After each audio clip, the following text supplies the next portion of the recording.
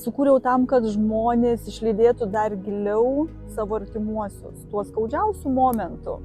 Tai kad būtų kaip tiltas, kad išėjęs atsisveikina su artimaisiais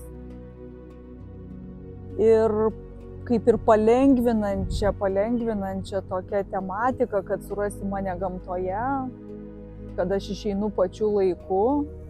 Dabar šiandien irgi moteris pirko savo močiutei rėmelius, nukeliavo jie į kitą miestą, pastatys tas eilės rėmelius prie nuotraukos į išlydėjimo namus.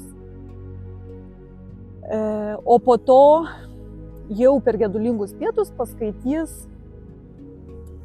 eilės, kad visi pabūtų rimtyje. Tai yra labai didelė prasmė, dėl to, kad aš pati kaip laidojau tėtį, man trūko dar kažko, atrodo jisai čia yra.